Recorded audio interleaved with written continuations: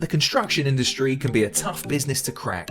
From cash flow problems, struggling to find skilled labour, and not making enough money for your efforts leaves many business owners feeling frustrated and burnt out. But when you get the business strategy right, it's an industry that can be highly satisfying and financially rewarding. I'm here to give you the resources to be able to create a construction business that gives you more time, more freedom, and more money. This is the Develop Your Construction Business podcast, and I'm your host, Greg Wilkes. So great to have you on the podcast. I've got a special guest today who's I've been wanting to have him on for quite a while, actually. Wanted him early on in the podcast because I know he's going to resonate with a lot of my listeners out there.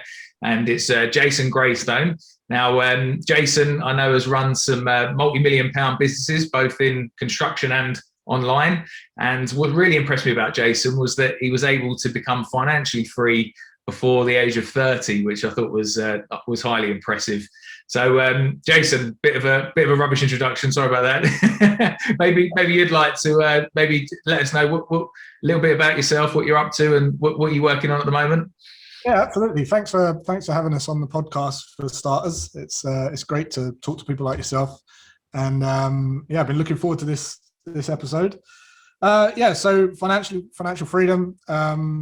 We can kind of cover what that exactly means, maybe in detail. But by the age of 29, I was in a position where I had enough liquidity invested passively and in the market speculatively to at least have leverage of my time and cover my lifestyle costs without me having to actively work. So I was in a position that I had an income being generated from systems, almost systems that would free me and wouldn't have to rely on me to actually do something. And that was the point we got to when I was 29. And since then, obviously with free time comes the chance to figure out how you want to spend your time. And I naturally gravitate. I'm an entrepreneur. I love business.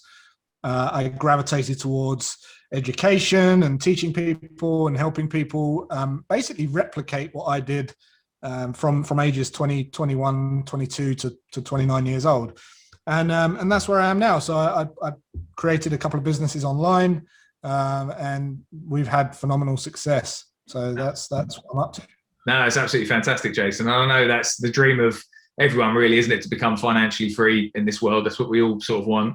But I know you when you started out, you initially started out a construction business. Is that right? When you first left school, or later on in your early 20s? Yeah. So when I left, I started a business as part of my plan to become financially free. So when I was 21, 22, we found out I was going to have my first son, and that kind of put a rocket up me to put a plan in place. And being the engineer that I was, I worked out this plan for a 20-year income replacement.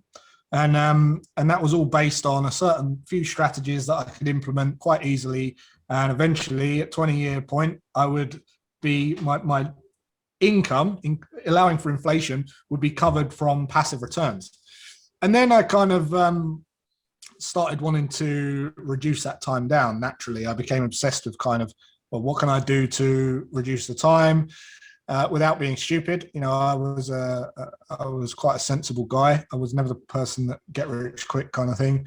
And part of that strategy was to control my income, because I figured out if I could ramp up my income and be in control of the source of my income, I could then have free reign to pump more money into the system.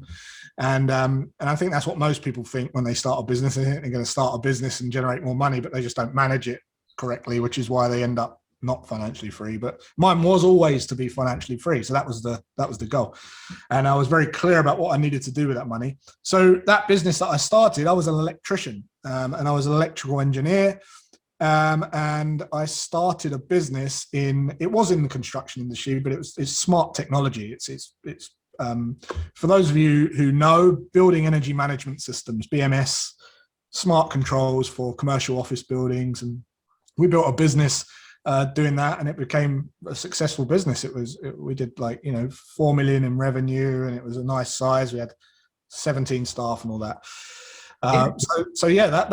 That's where the business ended up.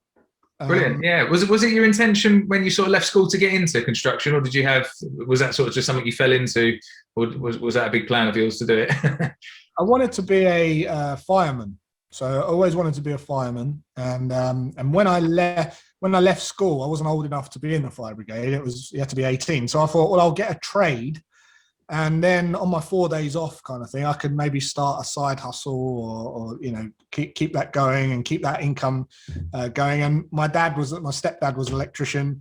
My family, my uncle was an electrician, and they basically just got me a job. And I very quickly moved through the ranks to the point where I finally got into the fire brigade. It wasn't worth my while. It was like, it's no point. There's no point getting paid 22 grand because I'm on more than that now. So that was kind of how that played out.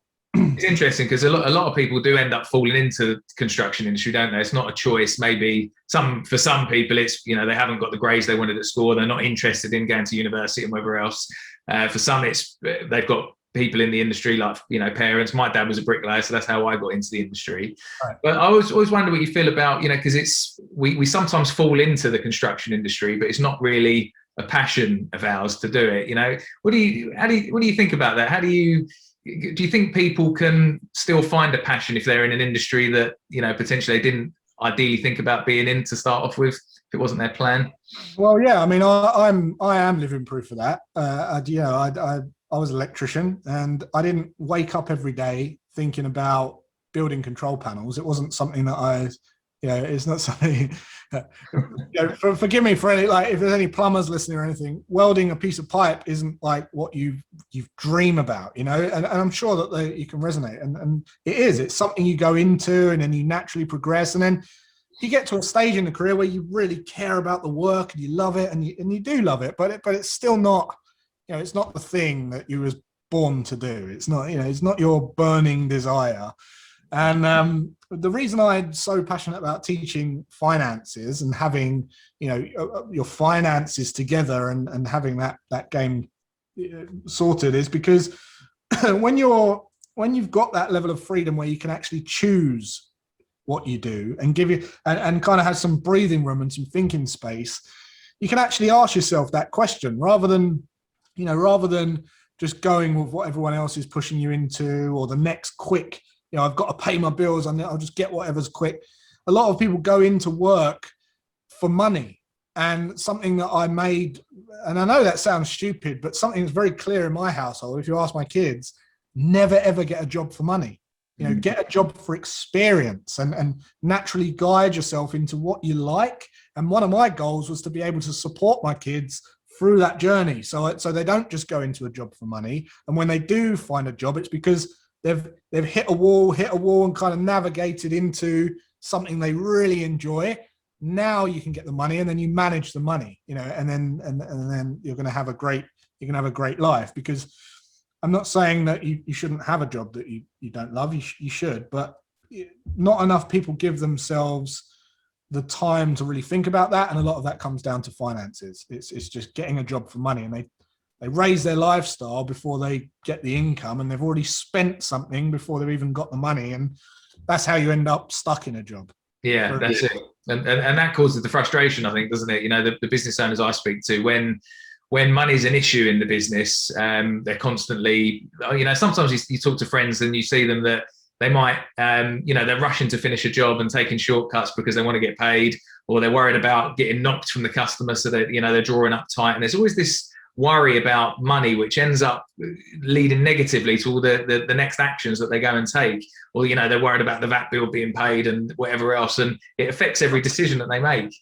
And there's a lot of people say to me, look, what's the best stock? What's the best thing? Where can I put my money? And the first thing I say is, work out your living costs, get 6 months of that figure and just have it in cash. And they're like, oh, that's a lot of cash to have sitting in the bank. And I say, there's a return on investment just by having that cash there. And what happens is, you'll resonate with this. If I was a builder and I had nothing in my bank, and I'd just done a job for you and fitted a kitchen or something, and you rang me up and said, oh, look, there's a few snags with your work. I will pay you, but I just want you to come and finish these snags. You're going to be touchy. You're going to be, well, what do you mean there's snags? You're going to approach it with aggression, desperation. The chances are they're probably not even going to pay you all of it. They'll just never recommend you because of how you behaved. You're going to quickly try and do it. Whereas if you had 6 months operating costs or living costs in the bank, you're going to go, don't worry, no matter what, I'm going to make sure you are happy about this. That's my main goal. You go around, you give love, you make sure it's all good. Are you happy now? Great. They're going to recommend you. They're going to pay you plus a tip. They're going to recommend you to their friends. You're going to get booked up. You'll be dictating the prices, and there's a return just by having that cash. Same job, and it's something that people don't do enough. No, 100%. Yeah, completely changes your outlook, doesn't it? When you've got a bit of a cash buffer behind you, that's really important. So you talked about the business that you grew to a good few million turnover. What were some of the strategies you put in place to be able to do that so quickly? Yeah, one of the strategies that really sticks out is just customer obsession. There's stories where I've driven up to up north just to do something, to deliver something on time, and I think you can't measure ROI on that, but just being obsessed with an experience and having a client feel a certain way, I think goes a long way. I think, and that's something that we was always about. And obviously when it's your business, that can become stressful because not everyone, it's particularly in construction, not everyone can buy into that because it's your company. I don't care. I just want to go, I'll get the thing.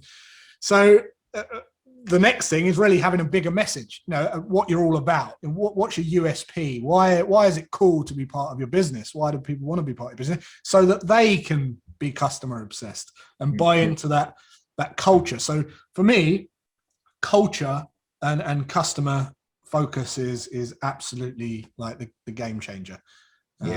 That's really what I would say to anyone. Just give everything you've got to your clients and they'll still pay you.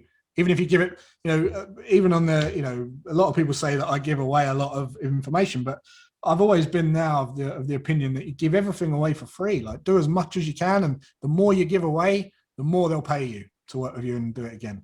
Yeah, it's as simple as that. That's really good advice. Yeah, and I don't think you can put a return on when you get recommendations. Everyone knows that the chances of winning a project that's a recommendation is just so much higher than a cold lead. So you just got to do it. I mean, you get those recommendations and referrals in and deliver that value. So I'd rather that is the strategy. Basically, just get people to get a result for someone. They'll recommend you, and that's it. And then we've never spent money on an ad. We've never paid for it. I haven't even got a Facebook ads account. We don't. It's all word of mouth, which I think is amazing. Yeah, that's incredible. Yeah. Now, I spoke to you at an event a while back, and you were telling me a bit about your construction company, and you mentioned that there was at times you found it quite stressful and you didn't enjoy it. I think towards the end of the business, you were sort of finding it a bit frustrating. What was it particular that you were not enjoying in the business? Yeah. So even though the business was pretty profitable and doing well, I started the business with the objective, remember what I said at the beginning, to become financially free. So my goal was to use that business to pay me as much as possible. So that's not how I would recommend managing a business now. It's not what I'd recommend you do at all. But what I found with that business, with me using it to abuse it for that purpose, came challenges such as growing too quickly and not being able to afford the people that you need to kind of step in and manage. And then, and also when your mind is on a plan, you start to lose leadership in the business. People lose direction and people aren't very, very loyal. And then it starts to, they're leaving, I'm leaving. And it's kind of like you don't care. You don't want to pick it up. It's like, oh, this is what I wanted to happen. So it's like, at that point, there was a period of time where I was so frustrated because I was so close to bringing in to match my lifestyle expenses. And I had rationalized my lifestyle expenses. I was really at bare minimum that I live on. And I just needed a little bit more.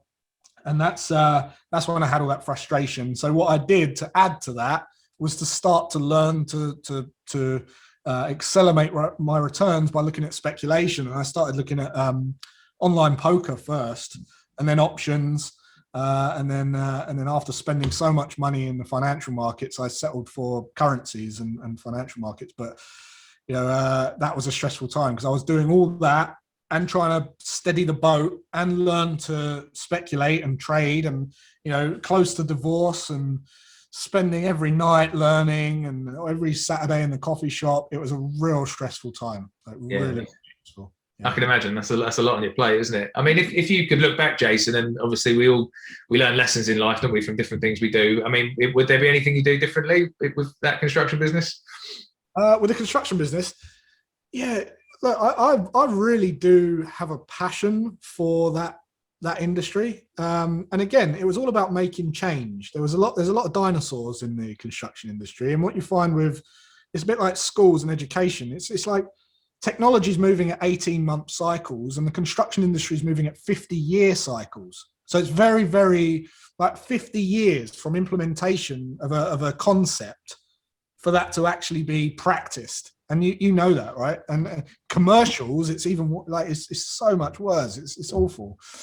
And what you find is, like, at the end of the project, the builder's trying to value engineer and trying to, basically knock everything off and get it done cheap. And the people who are in charge of the technology, which everyone's expecting to be good because we can do everything from our phone, they get to the end of the job and they've got 100 different buttons on their wall from different manufacturers, and nothing's integrated, nothing's talking to one another.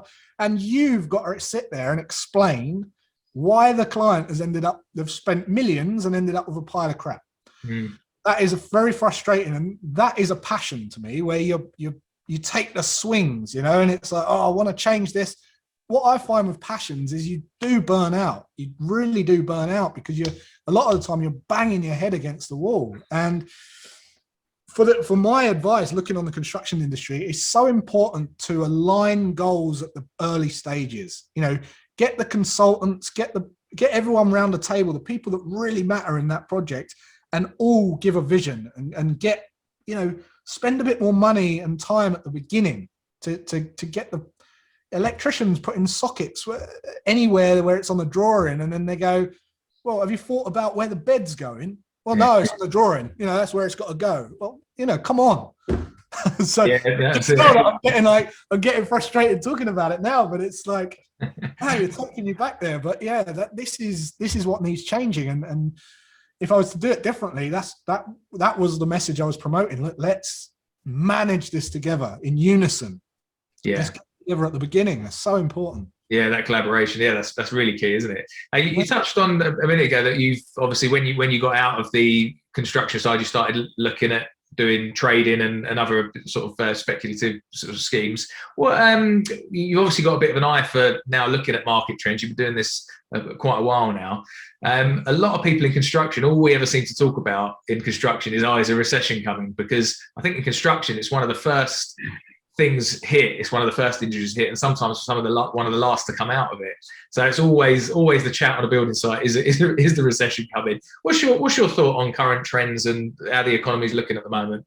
Yeah, so I've always been obsessed with data and trends, and I'm an engineer, so I've always been obsessed with forecasts and projections.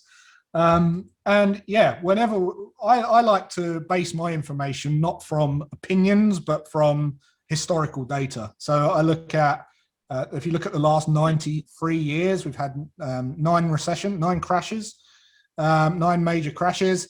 So that means one happens every decade. And when you start to analyze those, you start to see certain patterns, because you can see, how overinflated they were before the crash, and I'm talking about inflated over the 50 to 100-year mean growth of the market. You can look at the patterns in when it was overinflated. Then you can look at the patterns in, when the crash actually was announced. So we're only in a crash when we're 20% decline from the previous high. So a lot of the time we don't know we're in a recession or a crash until it's too late. We're in the crash, just like last year. And then you can look at the recovery times. You can look at the where it bottomed out and the recovery time from the bottom. You know, you can look at the total elapsed time, and then you can start looking at the medians and the averages of all of those, and you can get patterns. And when you can have those patterns, you can start to look at what's happening today, and you realize that this is slightly different. Obviously, this is slightly different. It's nothing like this has happened before. But when you look at those crashes, you see the behavioral patterns of the crash, which is usually very quick, and then a very slow, steady recovery period, which is due to, you know, consumer confidence and stimulus and all this kind of stuff that starts getting people spending money again. Because as humans, we are just naturally more fearful than we are greedy, right? So that plays out. That chart is a graphical representation of human behavior. That's all it is. So when we looked at last year and we saw this V shape, like direct V, like a quick recovery is like 3 months. Well, when you look at the average of the last 93 years, the average medium recovery is like 4 years of start to finish. So you think, well, that's quick, you know, and then you start to look at the patterns of what happened before each of those crashes and what's happening now. And it's where you see this kind of disconnect from reality. It's like technicals and fundamentals are just weird. And you're seeing baseball cards go for £1 million and Pokemon cards going for £1 million and Dogecoin and Bitcoin and, you know, GameStop and AMC, and everyone's a trader, everyone's an investor, and everyone's talking about the stock market. That is greed. And whenever we see greed like that, we see a crash. And on top of that, we've got the baby boomers, which are, and COVID and what COVID has done for the dynamics of everything. So if baby boomers, like there's a massive population of baby boomers. So like 21% of the US, 26% of the UK, 80% of them are millionaires, equity millionaires. So like the average, all baby boomers averages $1.2 million net worth. That means they own a lot of property and a lot of business, right? So now's time for their retirement. Housing prices, interest rates have remained very, very low for a very, very long time, which need to go up.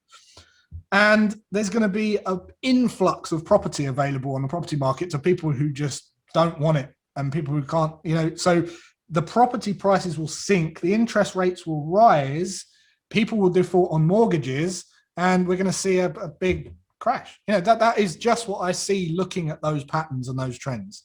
It's inevitable. And when people are being too greedy, you know, there's more stocks being shorted than actually exist. Even with the cryptocurrency, you're looking at referrals. So Coinbase are giving referrals to get people to sign up. Well, where's that cryptocurrency coming from? It's reliant on returns of people trading the banks, crypto. So, you know, even when you thought crypto was safe, it's not. It's not even. So, just be wary. You know, but my advice is, look, never ever have time out of the market. Always have meat in the game, but just be wary and have a strategy for deploying cash and, you know, retaining a little bit more and then putting more in when we crash. So yeah, that's interesting. I mean, I know that a lot of people that might be in the construction industry, they look at doing other things. So they might look at things like Bitcoin and other ways of trading. I mean, what advice would you give people like that? Should they, you know, make sure they do their research on it before they do it, or is there anywhere they can go to get some guidance on that?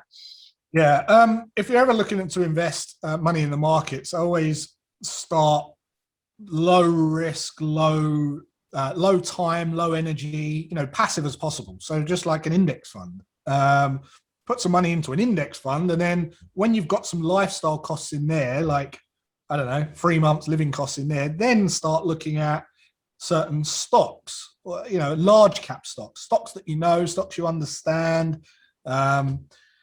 Obviously, you have to have a means of identifying some qualitative and quantitative analysis that identifies this overall picture of that stock, and then having a strategy for identifying when it's undervalued to get in at the best time. But I'm never really about timing the market. I'm more about buying stocks that you believe in, that you understand, that's simple, that will be selling the same thing 10 years from now, selling the same thing 10 years ago, great brand recognition, all that kind of stuff.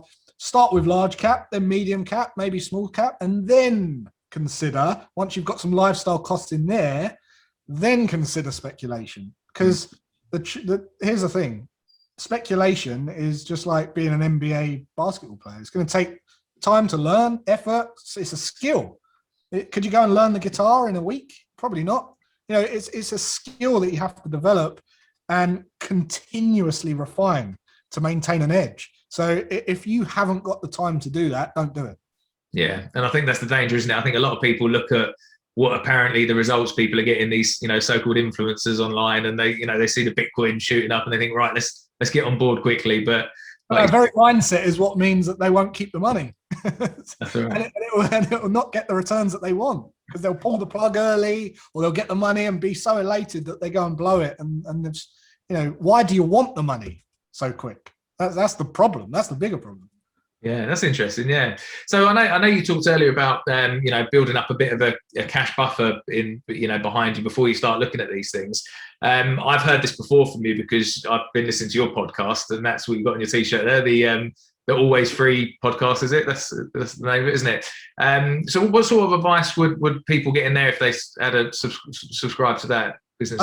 If you go and listen to the podcast, I basically in the first 20 episodes or so, I walk you through all of the principles and strategies that I've employed in order to get from active, non-mobile income to more mobile, more passive and leveraged income.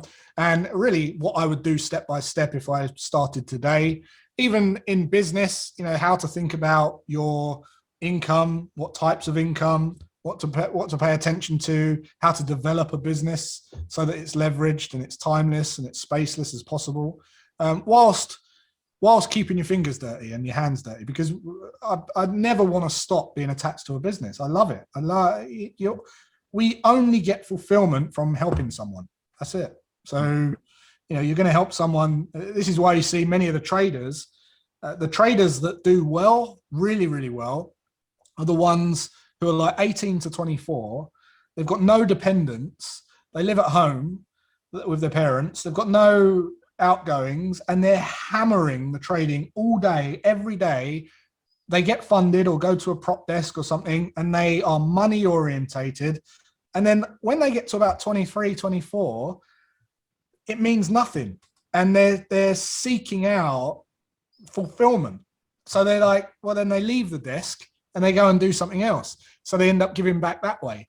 It's best to just manage your money in a way where you can invest it and can get great returns and speculate, but always keep connected to people, because that's where you're going to get the fulfillment from. Otherwise you'll end up going to give it back anyway. So yeah, that's so important, isn't it, to get fulfillment too? And I mean, I teach a lot about this with my business owners, my clients, that I'm trying to get them time, freedom, and money really in business. That's the ultimate aim, isn't it? To free up your time, get yourself freedom, do something you're passionate about, and obviously we all want to earn decent money. If you were giving some advice to a business owner in construction, what would your top tips be to try and achieve that?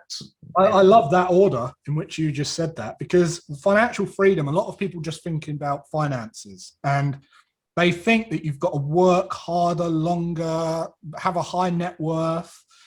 And in doing that and going down that approach, they never get the freedom. Freedom makes up financial freedom, 2 words. Freedom is created from probably 80% of the feeling of freedom comes from, first of all, having a free mind, meaning don't do what you think you're meant to do, which we just said about at the beginning, right? It's about choosing and analyzing situations, who you take advice from, because you take advice from the wrong person, you're going to end up giving money back. That's going to set you back. Going after what you want to do instead of what someone else's idealism is. Having a free mind, and then managing your time wisely. Really having a good time management system that gives you back time, because you've segregated it, and then you're not in this kind of grey water where it just murks over to dinner's murks over, and you're on a call and you're eating dinner and talking to your kids, all that kind of stuff. When you can really have a nice time management system, you're much more free. You feel much more free.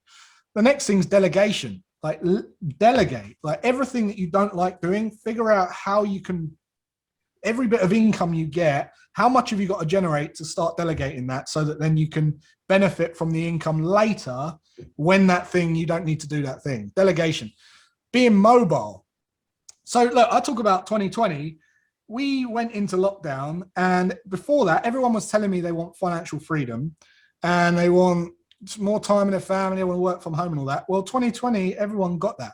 So now I'm hearing from people, you know, are you happy now? Oh, no, I'm not happy now. I want to get away from my family. You know, I want to go, I don't want this now. So they had this complete fantasy of what financial freedom was. In actual fact, what it did for people, many business owners, is it made them go mobile. So mobility is a massive part, probably 70% of being free, financially free. Because once you're mobile, all you've got to do then is figure out how to make your income more passive. And that's the time element, right? So what systems can I create? What automations can I create? How can I invest my money to get a little return? You know, how can I slowly, bit by bit, replace the time element to this? Because I'm already mobile. But the freedom bit is where most of the feeling of freedom comes from.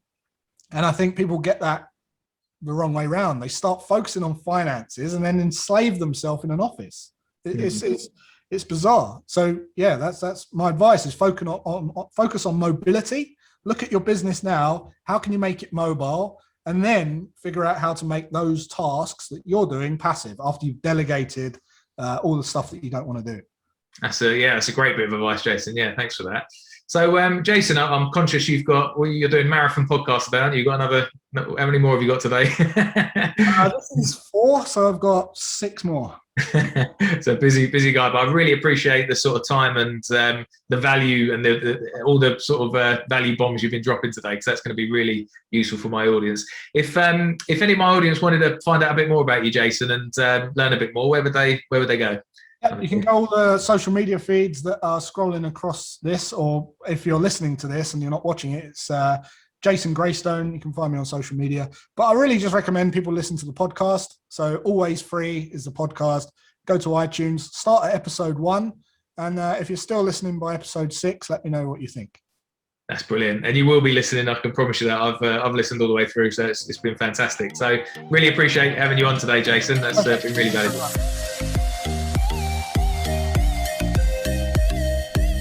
If you'd like to work with me to fast track your construction business growth, then reach out on www.developcoaching.co.uk.